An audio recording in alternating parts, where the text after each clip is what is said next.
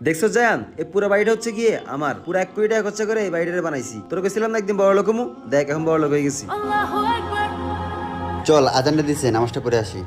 না রে ভাই না, আমার তো নামাজ পড়ার মতো 1 মিনিট টাইমও নাই, আমার অনেক কাম পড়ে রয়েছে, তুই যা। আমার এত বড় বাড়ি দেখা ওর মনে হয় জলে। শুরু থেকে একটা বিলও ঠিক মতো দিতে পারেন না, যদি টাকা দিতেই না পারেন তাহলে এতগুলো টাকা নিচ্ছেন কেন?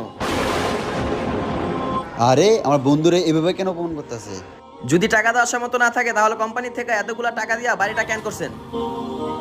আরে রোমান, আমার বন্ধুরে এভাবে কেন অপমান করতেছো? ইমাম সাহেব, আপনি জানেনই না আমাদের কোম্পানি থেকে অনেকগুলো টাকাই নেই বাড়িটা করছে, যদি টাকা দেওয়ার সামর্থ্য নাই থাকে তাহলে টাকাগুলো আনছে কেন? রোমান, তুমি আমার বন্ধু, সব টাকা মাফ করে দাও। ইমাম সাহেব, আপনি বলছেন তাহলে সব টাকা মাপ। এই যে ভাই শুনেন, আপনি একজন ইমাম সাহেবের কথায় আমার সব টাকা মাফ করে দিলেন।